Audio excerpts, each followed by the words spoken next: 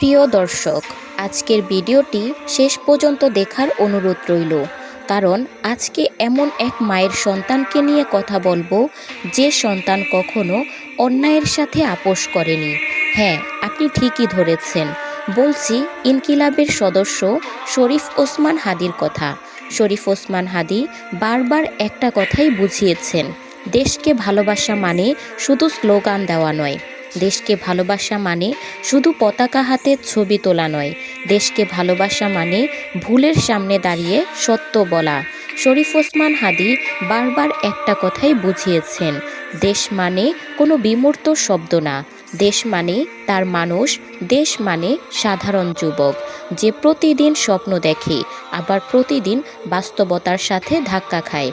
তিনি বলেছেন, এই দেশের সবথেকে বড় শক্তি হলো তার তরুণরা, কিন্তু সবথেকে বড় দুর্বলতা তখনই হয় যখন এই তরুণরা চুপ থেকে যায়। শরীফ ওসমান হাদি বিশ্বাস করতেন, চুপ থাকা মানে নিরপেক্ষ থাকা নয়, চুপ থাকা মানে অন্যায়ের পক্ষে দাঁড়িয়ে যাওয়া। দেশকে তিনি ভালোবাসতেন অনেক বেশি, যেখানে প্রশংসার চেয়ে সমালোচনা বেশি, যেখানে সুবিধার চেয়ে দায়িত্ব বড়, যেখানে নিরাপত্তার চেয়ে সত্য উচ্চারণ জরুরি। তিনি কখনো বলেননি আমি নায়ক, কিন্তু তার কথা, তার অবস্থান, তার জুটি সব কিছু মিলিয়ে তিনি বুঝিয়েছেন নায়ক হতে হয় না, সাহসী মানুষ হলেই যথেষ্ট। আজ যারা এই ভিডিও দেখছো, তোমরা যারা ভাবছো একজন মানুষের কথায় কী বা বদলাবে, তোমাদের জন্যই এই লেকচার। কারণ ইতিহাস বদলায় না ভিড় দিয়ে, ইতিহাস বদলায় কিছু জেদি কণ্ঠ দিয়ে।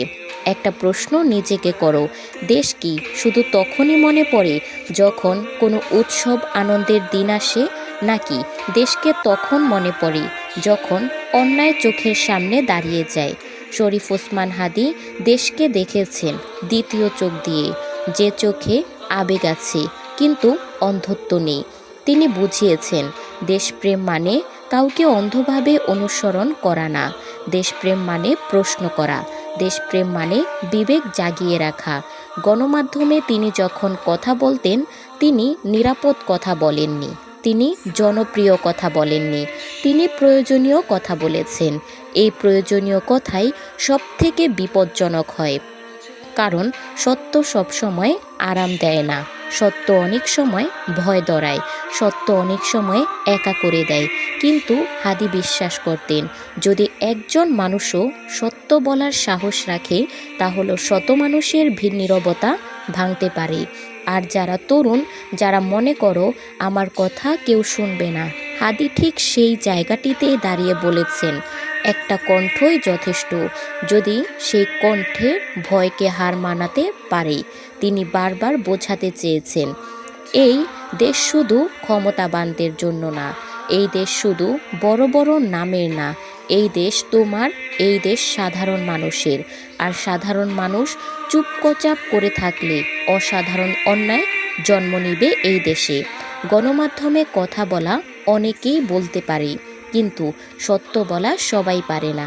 শরীফ ওসমান হাদি যখন কথা বলতেন, তার কণ্ঠে কোনো নাটক থাকতো না, তিনি প্রতিটি শব্দে থাকতো দায়িত্বের ভার।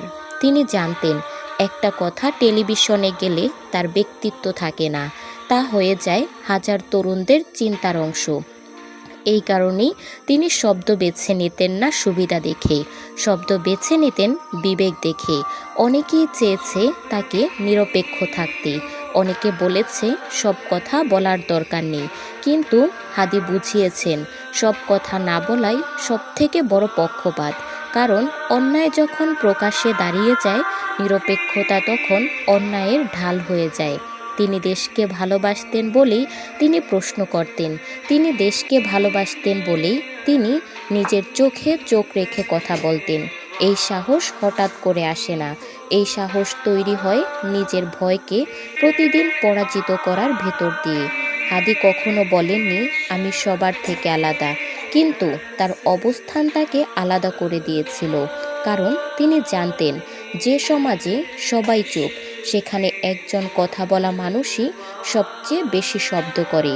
আজ যারা তরুণ, যারা ভাবো সবাই চুপ, সেখানে একজন কথা বলা মানুষই সব থেকে বেশি বিপজ্জনক হয়ে দাঁড়াবে। সত্য বললে ভবিষ্যৎ নষ্ট হবে।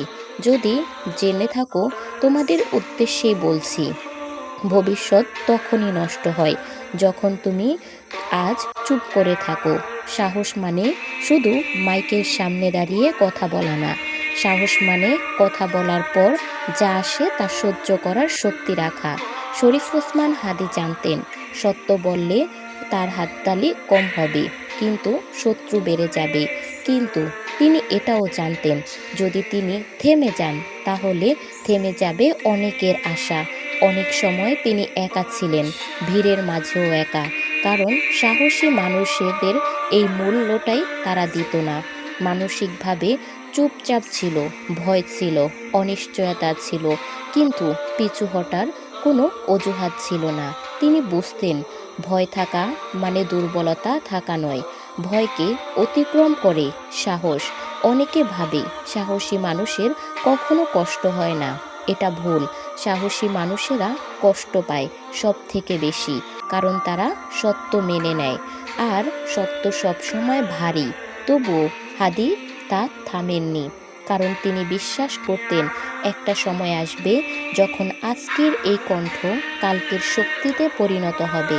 আজ যারা তরুণ, যারা ভেঙে পড়েছ, তারা একা হয়ে গেছো, হাদি যেন তোমাদেরকেই বলছে, একাকিত্ব মানে তুমি ভুল পথে হাঁটছো না। অনেক সময় একাকিত্ব মানে তুমি ঠিক পথে হাঁটছো। আজ যারা এই ভিডিও দেখছো, তোমরা কেউ বিশেষ কেউ না, তোমরা কেউ ক্ষমতাবান না, তোমরা কেউ পরিচিত মুখ না। ঠিক এই কারণেই তোমরা দেশের সব থেকে বড় শক্তি। শরীফ ওসমান হাদি বিশ্বাস করতেন, দেশ বদলায় না উপরে বসে থাকা মানুষ দিয়ে, দেশ বদলায় নিচে দাঁড়িয়ে থাকা মানুষ দিয়ে। তিনি কখনো বলেননি আমার মতো হও, তিনি বুঝিয়ে দিয়েছেন নিজের মতো করে বাঁচতে শিখো। সত্য বলা সহজ না, সঠিক পথে থাকা সহজ না, ভিড়ের বিপরীতে হাঁটা সহজ না, কিন্তু ইতিহাস কখনো সহজ মানুষদের মনে রাখে না। ইতিহাস মনে রাখে তাদেরকে যারা ভয় পেয়েও থামে না, যারা সুবিধা ছেড়ে দায়িত্ব বেছে নেয়, যারা নিজের শক্তির চেয়ে দেশের ভবিষ্যৎকে বড় করে দেখে। আজ তোমাদের কেউ কেউ বলছো আমি একা কিছুই বা করতে পারবো না। হাদির উত্তর খুবই সুস্পষ্ট ছিল, একজন মানুষই যথেষ্ট যদি সে ভয়কে হার মানাতে পারে। তুমি যদি চুপ করে নিজেকে রাখো তাহলে অন্যায় সাহস পাবে, কিন্তু তুমি যদি প্রশ্ন করো তাহলে অন্যায় রুখে দাঁড়াবে, অন্যায় কাঁপতে শুরু করবে। এই দেশ তোমার, এই দেশের ভবিষ্যৎ তোমার হাতে, আর ভবিষ্যৎ কখনো অপেক্ষা করে না ভীতু মানুষদের জন্য।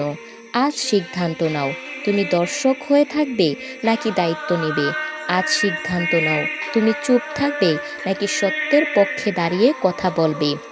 কারণ দেশকে ভালোবাসা মানে শুধু বলা না, দেশকে ভালোবাসা মানে দাঁড়িয়ে যাওয়া, এবং দাঁড়িয়ে যাওয়ার এই জায়গাটিকে শরীফ ওসমান হাদি সহজ আজও আমাদের পথ দেখায়। একটা কথা মনে রাখবে, সাহস মানে হঠাৎ করে বীর হয়ে যাওয়া নয়, সাহস মানে ভয়ের সঙ্গে চুপচাপ লড়াই করা। শরীফ ওসমান হাদি এই লড়াইটাই করেছেন, ক্যামেরার সামনে যেমন ক্যামেরার বাইরেও তিনি ঠিক তেমনই। তিনি জানতেন আজ কথা বললে কাল হয়তো মূল্য দিতে হবে, তবুও তিনি কথা বলেছেন, কারণ কিছু নীরবতার মূল্য কোনোদিন শোধরানো যায় না। আজ যারা তরুণ, যারা ভাবছো সময় এখন আমার পক্ষে না, হাদি যেন বলছেন সময় কখনো কারো পক্ষে আসে না, সময়কে নিজের পক্ষে করে নিতে হয়। দেশ তোমার কাছে কিছু চায় না, দেশ শুধু একটা জিনিস আশা করে, তুমি যেন দায়িত্ব এড়িয়ে না যাও। তুমি ডাক্তার হও বা শ্রমিক, ছাত্র হও বা বেকার, পরিচয় যাই হোক, তোমার বিবেকটাই তোমার সব থেকে বড় পরিচয়। হাদি দেখিয়েছেন নিরাপদ থাকা মানে সঠিক থাকা না, অনেক সময় সঠিক থাকাটাই সব থেকে অনিরাপদ সিদ্ধান্ত, কিন্তু ঠিক এই সিদ্ধান্তগুলোই জাতির পথ বদলায়। আজ তুমি যদি এক কদম আগাও, কাল আরেকজন সাহস পাবে। এইভাবেই শুরু হয় পরিবর্তন, একজন দিয়ে, একটা কণ্ঠ দিয়ে, একটা না বলা কথা বলে ফেরানোর মাধ্যমে। এই দেশ চিৎকার চায় না, এই দেশ চায় সচেতন কণ্ঠ। এই দেশ চায় এমন তরুণ যারা ভয়কে অজুহাত বানায় না। আর যদি কখনো মনে হয় তুমি একা, তুমি দুর্বল, তুমি আনএক্সপেক্টেড, তবে তুমি শুধু এতটুকু মনে রেখো, ইতিহাস সবসময় একাকিত্ব মানুষদের দিয়ে শুরু হয়। আজ যারা এই লেকচার শুনছো বা দেখছো, তুমি শুধু দর্শক নয়, তুমি দেশের অংশ, তুমি দেশের আশা, তুমি দেশের ভবিষ্যৎ। শরীফ ওসমান হাদী দেখিয়েছেন, একজন মানুষও যদি সত্য বলে, একজন মানুষও যদি দায়িত্ব নিয়ে কথা বলে, একজন মানুষও যদি ভয়কে হার মানায়, তাহলে পরিবর্তন শুরু হয়। তুমি সেই একজন হতে পারো। আর যদি তুমি এক কদম আগাও, কাল তোমার পা 4 কদম অনেকে দেখাবে। আর যদি তুমি চুপ থাকো, কাল অন্যায় আরও শক্ত হয়ে দাঁড়াবে। এই দেশ চায় সাহসী মানুষ, এই দেশ চায় দায়িত্বশীল মানুষ, এই দেশ চায় মানুষ যাদের হৃদয়টুকু সত্যের জন্য জ্বলে। তোমার একটি সিদ্ধান্ত আজকের এই মুহূর্তে হয়তো আগামীকালকে বদলাতে পারে। এবং মনে রেখো, শরীফ ওসমান হাদী শুধু নাম না, তিনি সাহস, তিনি উদাহরণ। তিনি যদি আজ পথ না অনুসরণ করতেন, তাহলে তুমি শুধু নিজের জন্য না, পুরো দেশের জন্য দাঁড়াবে। ভয়কে হারাও, চুপ থাকা বন্ধ করো, সত্যের জন্য দাঁড়াও। দেশকে তোমার অপেক্ষা করছে। এটাই বার্তা, এটাই ডাক, এটাই আহ্বান হওয়া উচিত। আমরা সবাই আমাদের জীবনে জিততে চাই। আমরা চাই সাফল্য, সম্মান এবং মনের গভীর থেকে আসা এক অদ্ভুত প্রশান্তি। কিন্তু জীবনের কঠিন বাস্তবতায় আমরা প্রায়ই খেয়ে হারিয়ে ফেলি। আমাদের মনে হয় আমাদের চারপাশের পৃথিবীটা বোধহয় স্থবির হয়ে গেছে। নিজের স্বপ্নগুলো কেন জানি ঝাপসা মনে হতে থাকে। আজ আমি আপনাদের সাথে এমন কিছু বাস্তব কথা বলবো, যা আপনি শুনলে আপনার ভেতরকার ঘুমিয়ে থাকা মানুষটি জেগে উঠবে। জীবনের মানে আপনি নতুন করে বুঝতে শিখবেন। আমাদের জীবনের সবচেয়ে বড় শিক্ষক কে জানেন? আমাদের জীবনের সবচেয়ে বড় শিক্ষক হলো আমাদের ব্যর্থতা। আমরা যখন কোনো কাজে হার মানি, তখন আমরা ভেঙে পড়ি। আমরা ভাবতে শুরু করি, আমার দ্বারা হয়তো কিচ্ছু হবে না। কিন্তু মনে রাখবেন, অন্ধকার যত গভীর হয়, ভোরের আলো তত কাছাকাছি চলে আসে। পৃথিবীর নিয়মই এটা। আপনি যদি জীবনে কখনো কষ্টের মুখ না দেখেন, তবে আপনি সাফল্যের প্রকৃত স্বাদ কখনোই উপলব্ধি করতে পারবেন না। ব্যর্থতা মানে জীবনের শেষ নয়, বরং ব্যর্থতা মানে নতুন করে আরও শক্তিশালী হয়ে ফিরে আসার একটি সুযোগ মাত্র। এই মহাবিশ্বে আমরা কেউ অকারণে আসিনি। আমাদের প্রত্যেকের পিছনে সেই মহান সৃষ্টিকর্তার কোনো না কোনো বিশেষ উদ্দেশ্য অবশ্যই আছে। আপনি হয়তো ভাবছেন আপনার কেউ নেই, আপনি বড্ড একা। কিন্তু সত্য হলো, সেই সর্বশক্তিমান সর্বদা আপনার সাথে আছেন। তিনি আপনাকে এমন এক অসীম ক্ষমতা দিয়ে পাঠিয়েছেন, যা আপনি নিজেও কখনো জানতেন না। আপনার ভেতরের সেই শক্তিকে জাগিয়ে তুলুন। অন্যায়ের, দয়া বা করুণার ওপর বেঁচে থাকার নাম জীবন নয়। জীবন হলো নিজের পায়ে দাঁড়িয়ে পৃথিবীকে দেখিয়ে দেওয়া যে আপনিও পারেন। আমরা সবাই অভিযোগ করি আমাদের ভাগ্য নিয়ে। আমরা বলি, আমার ভাগ্য তো খারাপ, অমুকের তো কত কিছু আছে। এই যে তুলনা করার রোগটা, এটাই আমাদের অর্ধেক সুখ কেড়ে নেয়। মনে রাখবেন, নদীর গভীরতা আর সমুদ্রের বিশালতা কখনোই এক নয়। আপনার জীবন আপনার মতো আঁকড়ে সাজানো। আপনার যে মেধা আছে, তা হয়তো অন্য কারণে। তাই অন্যের দিকে তাকিয়ে দীর্ঘশ্বাস না ফেলে আপনার হাতে যা আছে তা দিয়েই শুরু করুন। সৃষ্টিকর্তা তাদেরই সাহায্য করেন যারা নিজেরা নিজেদের সাহায্য করতে শিখে। অলস হয়ে বসে শুধু ভাগ্যের দোহাই দিয়ে আপনি কখনোই আপনার ভাগ্যকে বদলাতে পারবেন না। আপনার সাফল্য আজ ঘামের গন্ধে, পরিশ্রমের নেশায়, সাফল্যের পথে আপনার সবথেকে বড় শত্রু হলো আপনার দেওয়া অজুহাত। আমাদের কাছে অজুহাতের কোনো অভাব নেই। আজ শরীরটা ভালো নেই, আমার কাছে টাকা নেই, আমার সময় নেই, এই শব্দগুলো আমাদের উন্নতির পথে লোহার শিকল হয়ে দাঁড়ায়। আপনি যদি সত্যি কিছু করতে চান তবে আপনি পথ খুঁজে পাবেন, আর যদি কিছু করতে না চান তবে আপনি শুধু অজুহাত খুঁজে পাবেন।